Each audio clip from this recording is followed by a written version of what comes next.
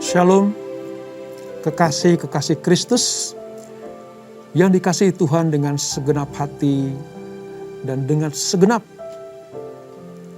kemurahan dan kasih setia Tuhan. Malam hari ini kita akan melanjutkan Bible study kita, pengenalan kita akan Tuhan lewat pembacaan firman Tuhan dari Kejadian pasal yang ke-9 tentang anak Nuh, ya, Nuh dan anak-anaknya. Apa yang terjadi setelah Nuh itu keluar bersama dengan anak-anaknya dari Bahtera. Kemarin kita belajar tentang perjanjian Allah lewat pelangi, lalu sepak terjang Nuh dan anak-anaknya seperti apa. Ya, saudara akan temukan nanti ada yang berkenan kepada Allah, namun juga ada yang tidak berkenan kepada Tuhan.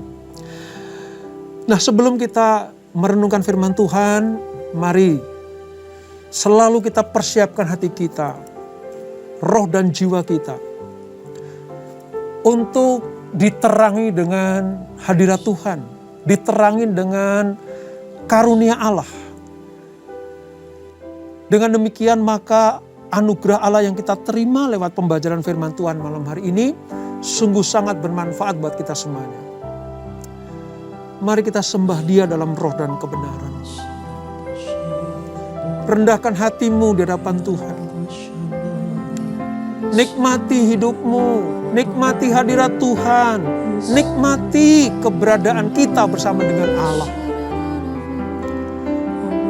Supaya Tuhan turun atas hidup kita, menjamah yang ada, menyelidiki hidup kita, supaya kita semakin hari semakin berkenan kepada Tuhan. Kami buka hati kami Tuhan, kami buka jiwa kami, kami menyembah-Mu dalam roh dan kebenaran, seperti yang Kau firmankan. Irala rabaya rasa karala rabaya rala rabaya rala rabaya rala. Irala rabaya rala rabaya rala rabaya raba sheker rala rabaya rala. Irala rabaya rabaya rala. Selidiki kami Tuhan, selidiki kami. Selidiki aku, lihat hatiku, apakah kau sungguh mengasihi Yesus, Kau yang Maha Tahu dan menilai hidupku, tak ada yang tersembunyi bagimu. Selidiki aku, lihat hatiku, apakah kau sungguh mengasihimu Yesus, Kau yang Maha Tahu dan menilai hidupku, tak ada yang tersembunyi bagimu. Telah kulihat kebaikan-Mu yang tak pernah habis di hidupku. Ku berjuang sampai akhirnya Kau dapati aku tetap setia. Selidiki aku, lihat hatiku, apakah kau sungguh mengasihimu Yesus, Kau yang Maha Tahu dan menilai hidupku, tak ada yang tersembunyi bagimu. Selidiki aku, Ya Tuhan, lihat hatiku, apakah Aku sungguh mengasihimu, Yesus. Kau yang maha tahu dan menilai hidupku. Tak ada yang tersembunyi bagimu. Telah kulihat kebaikanmu yang tak pernah habis di hidupku. Ku berjuang sampai akhirnya kau dapati aku tetap setia. Aku lihat kebaikanmu yang tak pernah habis di hidupku. Ku berjuang sampai akhirnya kau dapati aku tetap setia. Aku lihat kebaikanmu yang tak pernah habis di hidupku. Ku berjuang sampai akhirnya kau dapati aku tetap setia. Kau dapati aku tetap setia. Kau dapati aku tetap setia.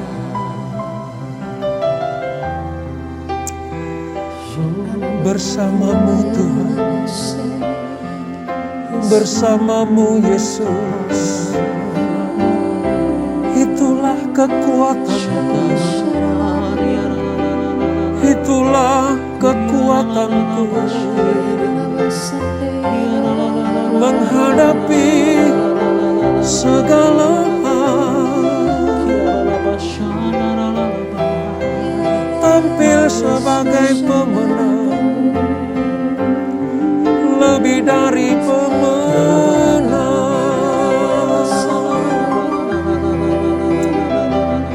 Kau yang menyertai, Kau yang memimpin, Kau yang menuntun kami anak-Mu. Terima kasih Tuhan, terima kasih Bapa, terima kasih Yesus.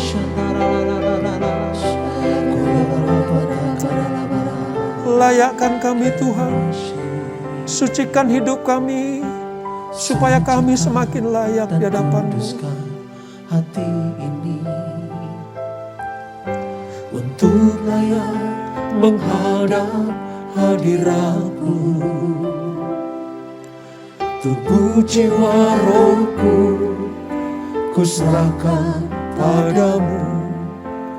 Ku menyembah-Mu.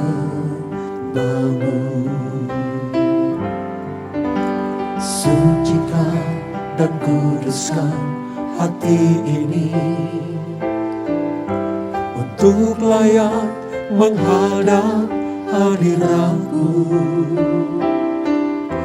Tubuh jiwa rohku ku serahkan padamu. Ku menyembah-Mu. Tinggikan nama-Mu ya Tuhan,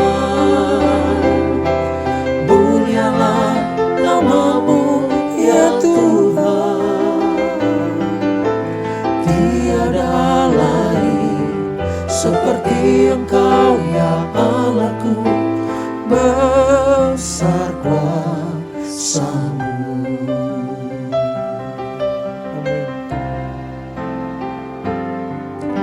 Sucikan dan kuduskan hati ini untuk layak menghadap hadirat-Mu. Tubuh jiwa rohku ku serahkan padamu, ku menyembahmu. Sucikan dan kuduskan hati ini untuk layak menghadap hadirat-Mu. Tubuh, jiwa, rohku ku serahkan padamu, ku menyembahmu. Tinggikan nama-Mu ya Tuhan, mulialah nama-Mu ya Tuhan. Tiada lain seperti Engkau ya Allahku, besar kuasa-Mu. Tinggikan nama-Mu ya Tuhan, mulialah nama-Mu ya Tuhan. Tiada lain seperti Engkau ya Allahku, besar kuasa-Mu. Tinggikan nama-Mu ya Tuhan, mulialah nama-Mu ya Tuhan. Tiada lain seperti Engkau ya Allahku, besar kuasa-Mu. Tiada lain seperti Engkau ya Allahku, besar kuasa-Mu. Tiada lain seperti Engkau ya Allahku, besar kuasa-Mu. Yes Lord. Tidak ada nama lain selain Engkau. Tidak ada yang dapat disejajarkan dengan Engkau ya Tuhan. Agung dan mulia, ajaib dan perkasa Allah yang kami sembah. Terima kasih Bapa. Terus bentuk kami, terus proses kami, selidiki kami senantiasa. Apakah hati kami berkenan kepada Engkau? Apakah hidup kami menjadi hidup yang berkenan kepada Engkau? Jika ada sesuatu yang tidak berkenan, bersihkan kami Tuhan. Bersihkan kami. Sucikan kami. Tahirkan kami. Supaya kami semakin hari semakin berkenan kepada Engkau. Terima kasih Bapa. Berfirmanlah. Bersabdalah. Kami dengar dengan penuh hati. Kami dengar dengan penuh sukacita. Sebab itu yang kami nanti-nantikan. Urapi kami, urapi hamba-Mu. Di dalam nama Yesus. Mari yang siap diberkati dengan firman Tuhan. Sama-sama kita katakan. Amin. Amin. Baik saudara. Malam hari ini kita akan melanjutkan pelajaran kita tentang bagaimana manusia yang keluar dari bahtera itu, yaitu Nuh dan anak-anaknya, melakukan apa saja. Namun sebelum itu, ada satu pertanyaan yang masuk ke tim Bible Study dari Ibu Rina, ya, dari Ibu Rina. Saya bacakan pertanyaan dari Ibu Rina ini. Shalom Pak Robert, saya sudah membaca Kejadian 9. Namun ada yang sedikit mengganjal dalam hati saya tentang Nuh dan anak-anaknya setelah keluar dari bahtera. Kan diceritakan di situ bahwa Nuh yang mabuk oleh anggur mengutuk Ham, salah satu anaknya. Sementara Sem dan Yafet menerima berkat. Pertanyaan saya adalah, apakah dalam keadaan mabuk atau berdosa seperti itu, seseorang bisa mengutuk dan sekaligus memberkati anak-anaknya atau orang lain? Mengapa Allah mengizinkan hal ini terjadi? Mohon penjelasannya. Terima kasih. God bless you. Ini pertanyaan dari Ibu Rina. Ya, Bu Rina ini kalau dalam chatnya menyatakan bahwa beliau adalah salah satu peserta GBA. Ya, GBA. Jadi sebelum kejadian 9 kita lanjutkan, Ibu Rina sudah membacanya dan rupanya ada pertanyaan seperti ini. Nah begini Ibu Rina, ada 2 hal yang harus kita ketahui mengapa Nuh dalam keadaan yang ya disebutkan sebagai bapak yang mabok, ya, dalam keadaan tidak sadarkan diri, kok mengeluarkan kata-kata kutuk dan sekaligus kata-kata berkat. Dan cilakanya itu adalah nubuatan. Gitu. Pertanyaan seperti itu. Nah perlu diketahui bahwa di dalam tradisi Mesopotamia kuno saudara, ya, termasuk di wilayah-wilayah tempat tinggalnya para leluhur, ya, para orang-orang yang hidup sejaman dengan Nuh, nanti juga Abraham, Ishak dan Yakub, ya, bahwa seorang kepala keluarga, seorang ayah itu memiliki tugas atau jabatan 3. Yang pertama adalah sebagai imam. Ya. Imam itu pemimpin keluarga untuk datang kepada Allah. Itu imam. Yang kedua, jabatannya sebagai nabi. Fungsinya sebagai nabi. Kalau imam itu dari keluarga kepada Allah. Tapi kalau nabi itu apa yang didapat dari Allah diberikan kepada keluarganya. Ya, termasuk firman Allah, firman Tuhan, dan nubuatan seperti ini. Itu sebagai nabi. Dan yang ketiga sebagai raja. Raja itu adalah pemimpin keluarga, leader. Ya, leader di dalam keluarga.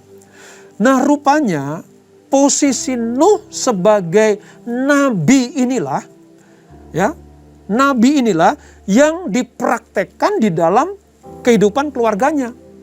Maka dikumpulkanlah anak-anaknya untuk menerima berkat. Ada yang dapat berkat, tapi juga ada yang dapat kutuk. Itulah sebabnya kenapa hari ini kita akan belajar siapa yang dikutuk dan siapa yang diberkati Tuhan. Itu alasan yang pertama. Jadi seorang bapak, seorang kepala keluarga pada zaman dahulu kala, dan sekarang juga nih punya 3 fungsi.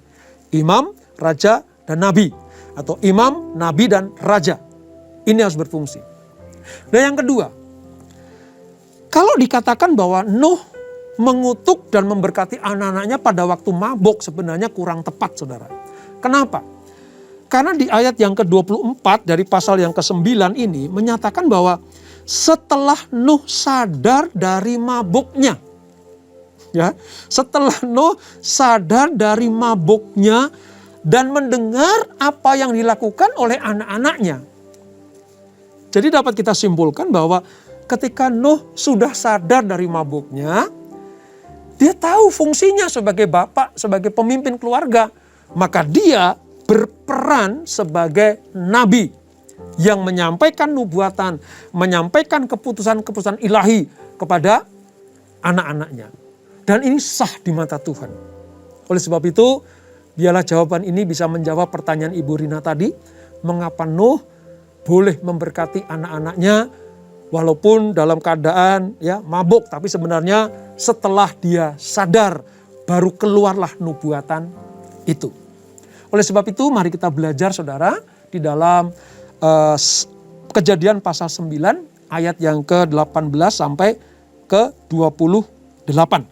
Saya bacakan terlebih dahulu tentang peristiwa ini. Nuh dan anak-anaknya. Anak-anak Nuh yang keluar dari bahtera ialah Sem, Ham, dan Yafet. Ya, jadi nanti saudara bisa urutkan siapa yang sulung ya. Dipercaya yang sulung adalah Sem. Lalu Ham, yang ketiga Yafet atau yang bungsu. Ham adalah bapa Kanaan.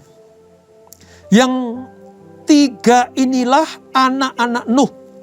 Dan dari mereka inilah tersebar penduduk seluruh bumi. Nuh menjadi petani. Ya, petani saudara. Dialah yang mula-mula membuat kebun anggur. Jadi Nuh yang membuat kebun anggur. Setelah ia minum anggur, mabuklah ia dan ia telanjang dalam kemahnya. Ya. Maka Ham, bapa Kanaan itu, anak yang nomor 2 itu, Ham bapa Kanaan itu, melihat aurat ayahnya. Sebab Nuh kan telanjang tadi. Lalu diceritakannya kepada kedua saudaranya di luar. Ham melihat bapaknya telanjang karena mabuk, kebanyakan minum anggur. Ya. Lalu Ham cerita kepada adik-adiknya dan kakaknya. Kepada Sem kakaknya dan kepada Yafet adiknya. Tahu nggak? Papa lagi telanjang bulat. Kenapa? Karena dia mabuk. Jadi dalam keadaan mabuk manusia tidak bisa mengontrol dirinya saudara. Apa yang terjadi saudara? Ayat yang ke-23. Sesudah itu Sem dan Yafet mengambil sehelai kain dan membentangkannya pada bahu mereka berdua. Lalu mereka berjalan mundur. Mereka menutupi aurat ayahnya sambil berpaling muka. Sehingga mereka tidak melihat aurat ayahnya. Jadi Sem dan Yafet begitu mendengar apa yang dikatakan oleh Ham, dia tidak serta-merta melihat. Ya. Apalagi zaman sekarang anaknya suka iseng saudara, malah diambil foto bapaknya. Tidak dilakukan. Dia menghormati ayahnya dengan cara berjalan mundur sambil membawa kain penutup supaya ayahnya tidak kedapatan telanjang. Ayat 24. Setelah Nuh sadar dari mabuknya. Nah ini menjawab pertanyaan Ibu Rina tadi. Ya. Setelah Nuh sadar dari mabuknya dan mendengar apa yang dilakukan anak bungsunya kepadanya, berkatalah ia. Ini nubuatan kepada ketiga anak Nuh. Yang pertama kepada Ham atau Kanaan dulu saudara. Terkutuklah Kanaan. Hendaklah ia menjadi hamba yang paling hina dari saudara-saudaranya. Lagi katanya kepada kedua anaknya yang lain. Terpujilah Tuhan Allah Sem. Tetapi hendaklah Kanaan menjadi hamba baginya.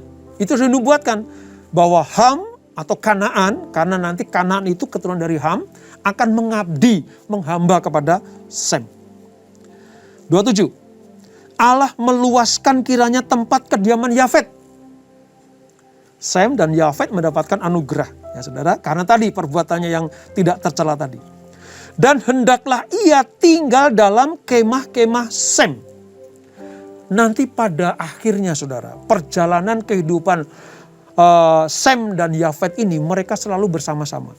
Ya, selalu sebagian besar waktunya untuk hidup dalam bersama-sama.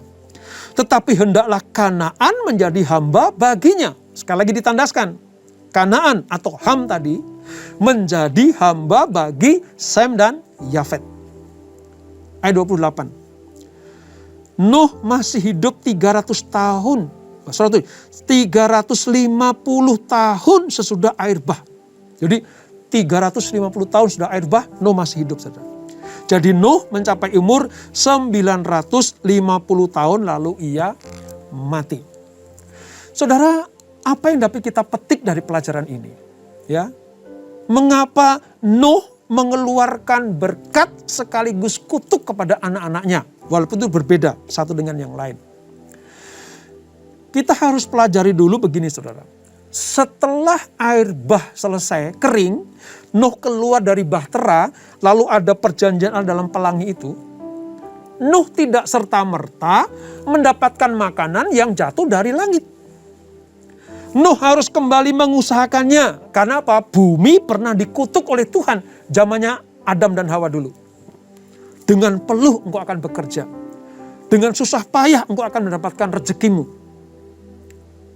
Nah ini turun-temurun sampai kepada Nuh. Jadi Nuh sekarang profesinya sebagai petani yang membuat kebun anggur yang pertama kali.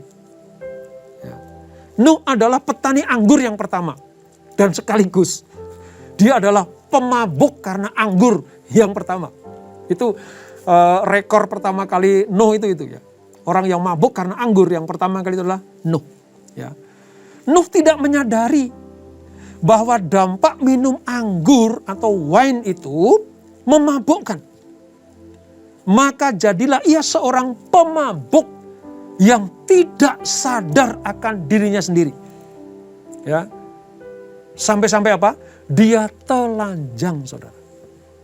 Saudara bisa bayangkan bagaimana seorang ayah yang menjadi panutan keluarga, memiliki 3 anak laki-laki, ya, memberikan teladan yang tidak baik, ya, mungkin karena tidak tahuan. Begitu anggur keluar, dicicipi rasanya manis, enak, sedap, dinikmati, lalu dia makan sebanyak-banyaknya, minum sebanyak-banyaknya anggur itu. Apa yang terjadi? Dia mabok dan telanjang. Dan cilakanya, saudara, dilihat oleh Ham. Kok yang pertama itu yang lihat Ham gitu loh. Ini memang Allah yang sudah merancang seperti ini, saudara. Begitu Ham melihat bapaknya mabuk dan telanjang, bukannya segera menutupi aurat bapaknya. Dia keluar, kasih tahu kepada saudara-saudaranya, papa telanjang, papa mabuk, papa minum anggur sampai telanjang. Ya, dia telanjang karena mabuk. Jadi ketelanjangan terjadi karena ketidaksadaran diri. Dosa yang melingkupi manusia sehingga dia lupa akan dirinya sendiri. Bukankah waktu Adam dan Hawa di di Firdaus itu, saudara? Di Taman Eden itu. Dia juga didapati telanjang karena apa? Karena melakukan dosa. Jadi ada korelasi antara mabuk anggur dengan perbuatan dosa. Adam berdosa dan telanjang. Nuh mabuk dan telanjang. Jadi antara kemabukan karena minum anggur dan karena berdosa di Taman Eden, dua-duanya mengakibatkan apa? Ketelanjangan. Artinya apa? Sesuatu hal yang memalukan. Tidak bisa mengontrol dirinya. Di luar dari jangkauan Allah. Karena dia mengambil keputusan untuk melakukan hal-hal yang tidak benar. Nah, penyebutan anggur yang pertama dalam Alkitab dikaitkan dengan kemabukan. Dosa. Rasa malu karena telanjang. Dan akhirnya apa? Kutukan.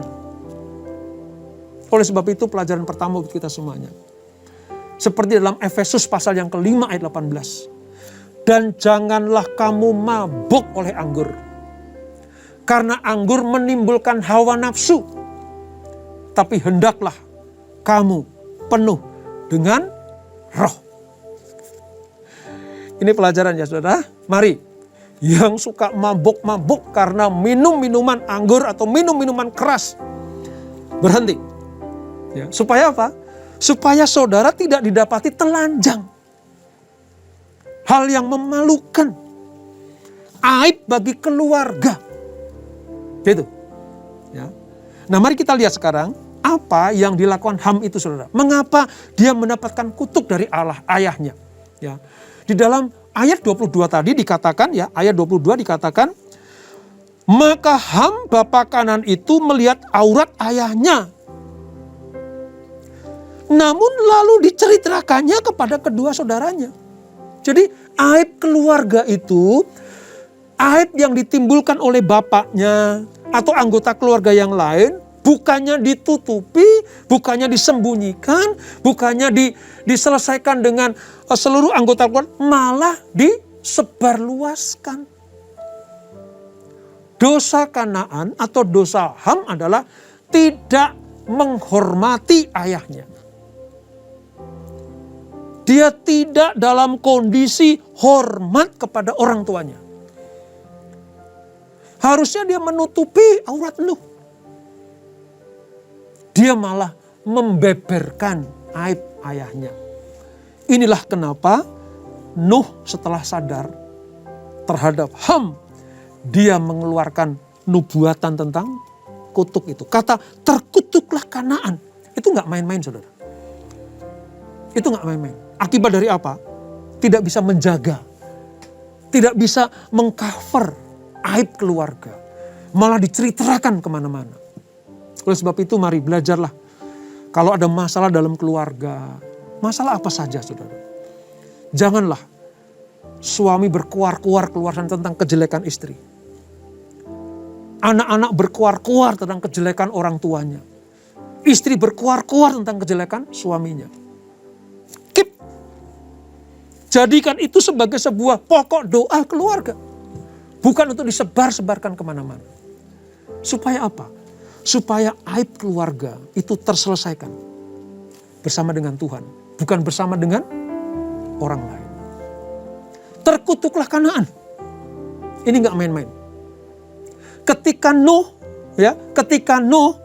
itu mendengar dari cerita Sem dan Yafet bahwa Kanaan berbuat seperti itu, maka Nuh mengeluarkan kutuk-kutuk itu. Dikutuklah Kanaan, putra Ham. Ya. Jadi Kanaan yang akan dapat kutukan itu, saudara. Kutukan ini dahsyat. Karena akan menjadi yang terendah. Kanaan akan menjadi yang terendah. Sementara keturunan Sem akan beranak cucu dan menghasilkan bangsa yang besar. Nanti keluar kata Semit, bangsa Semit itu salah satunya adalah Israel, saudara. Ya, bangsa Semit itu salah satunya Israel. Sementara Ham akan memperanakkan bangsa Kanaan. Saudara tahu kan?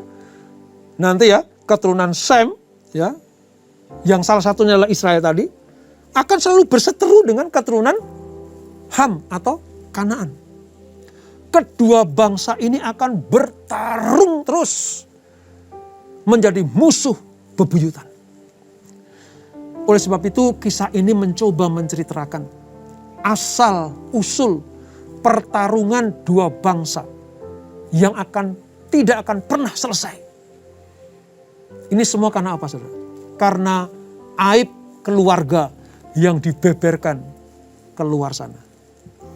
Oleh sebab itu belajarlah untuk bisa saling mendoakan. Kalau bapaknya berbuat salah, anak-anak dan istrinya berdoa untuk ayahnya.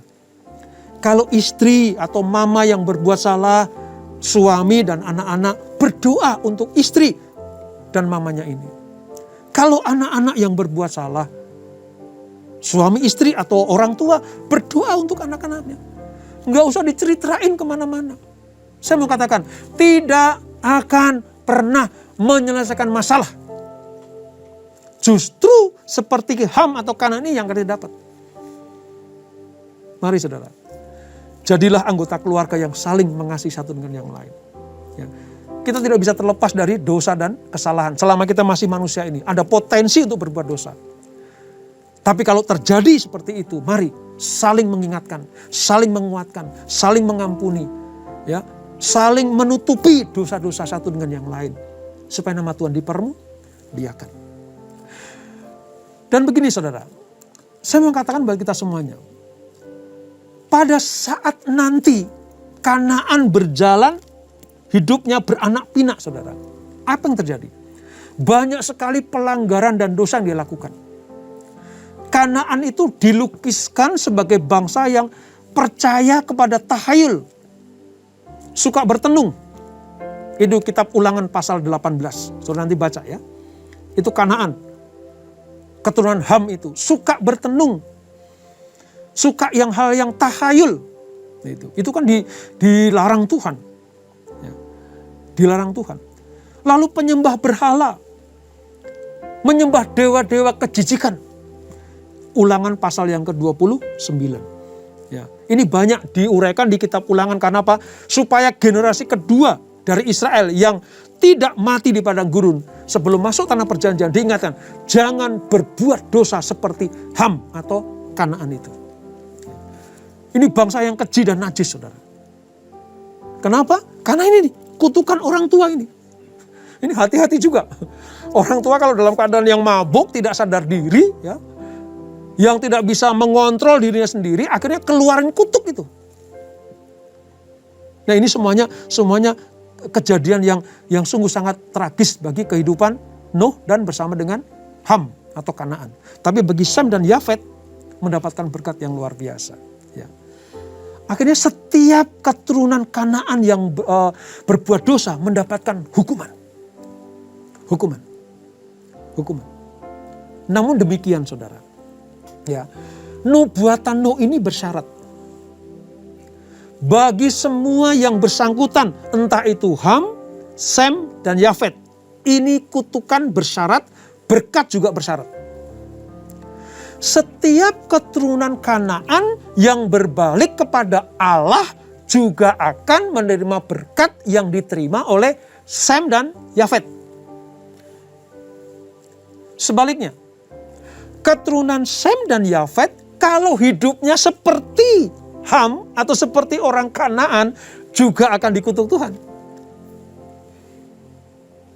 Sadar sekarang kita, saudara, bahwa nubuatan itu, ya, memiliki sebuah syarat. Ya, Ham dinubuatkan akan terkutuk menjadi hamba. Tapi kalau dia bertobat, meninggalkan jalan-jalan yang jahat, mencari wajah Tuhan, maka kutuk Kanaan akan diubah seperti berkat yang diterima oleh Sem dan Yafet. Tapi sebaliknya, sekalipun Sem dan Yafet dinubuatkan mendapatkan berkat, tapi kalau dia hidup seturut dengan apa yang dilakukan Ham atau Kanaan, maka berkat itu akan diubah menjadi kutuk. Ini, saudara, yang dapat kita pelajari. Jadi jangan mentang-mentang sudah dinubuatkan yang baik-baik, lalu hidup kita sembarangan. Hati-hati, akan dibalik itu.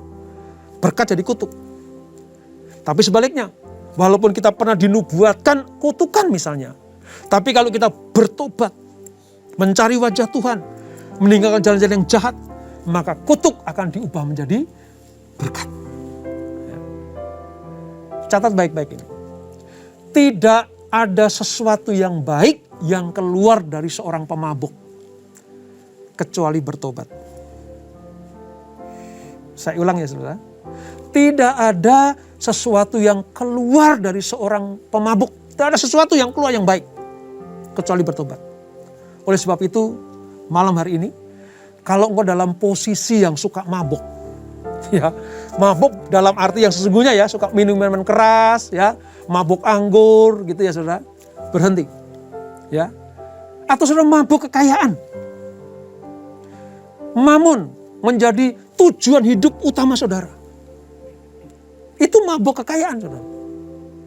Atau mabuk kesuksesan, pengen sukses, pokoknya yang di pikiran cuma aku pengen sukses, itu orang mabuk kesuksesan. Kalau nggak sukses, gagal menurut dia.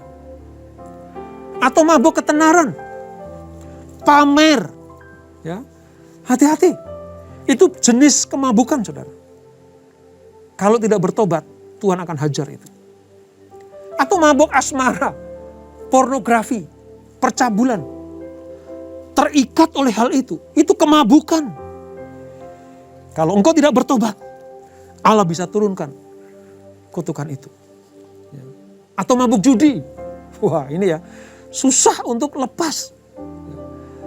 Maka saya katakan tidak ada hal yang baik yang keluar dari seorang pemabuk kecuali bertobat. Oleh sebab itu, jangan pernah coba-coba untuk mabuk, saudara. Karena akibatnya akan fatal. Bukan hanya dia, bukannya Nuh, ya, yang ditegur oleh Tuhan, tetapi keluarga kita, anak-anak kita, keturunan kita itu. Stop mabuk. Stop, ya, untuk hidup di dalam kemabukan atau pesta pora atau kehidupan yang tidak berkenan. Karena itu dikendalikan oleh hawa nafsu. Persembahkanlah tubuhmu. Persembahkanlah hidupmu kepada Tuhan. Supaya apa? Supaya kita semakin hari semakin berkenan kepada Allah. Mari sebelum kita berdoa, kita angkat satu pujian ini. Bapa, ku persembahkanlah tubuhku sebagai persembahan yang berkenan pada Tuhan. Bapa,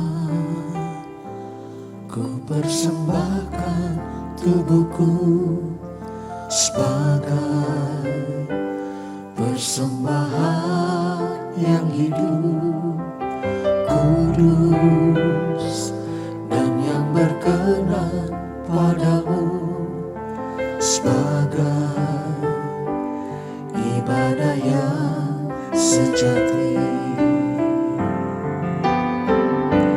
Ku sembahkan Tuhan, ku sembahkan Tuhan, ku serahkan hidupku kepadamu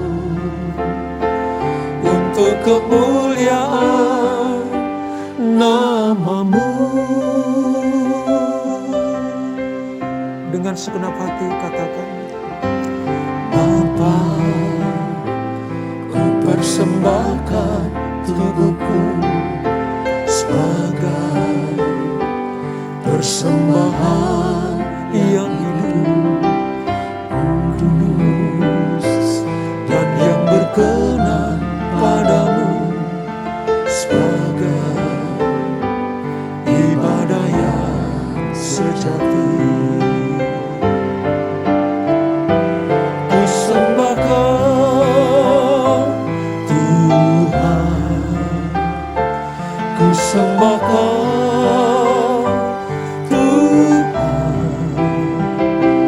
ku serahkan hidupku kepadamu untuk kemuliaan nama-Mu.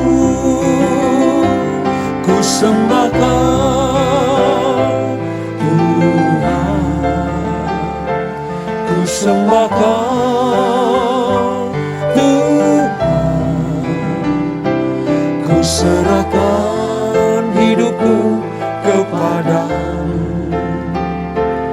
untuk kemuliaan nama-Mu. sekali lagi katakan, Ku sembahkan Tuhan, ku sembahkan Tuhan, ku serahkan hidupku kepadamu untuk kemuliaan nama-Mu.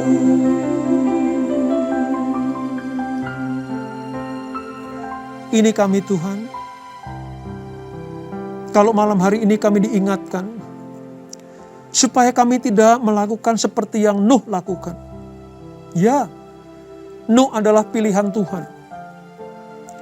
Tapi ketika dia tidak sadar diri karena kemabukannya, karena menikmati hasil perkebunannya yaitu hasil anggur itu, dia sampai mabuk dan telanjang. Tidak bisa mengontrol dirinya. Kadang itu juga terjadi dalam hidup kami ya Tuhan. Ketika berkat-berkat kami terima, ketika hasil ladang atau bisnis kami menghasilkan yang terbaik buat kami, kadang kami mabuk dari hasil-hasil itu. Sehingga kami kedapatan telanjang di mata Tuhan. Memalukan. Aib yang tidak bisa disembunyikan. Ampuni kami Tuhan. Ampuni kami anak-anak-Mu. Supaya kami tidak seperti Nuh yang lupa dirinya.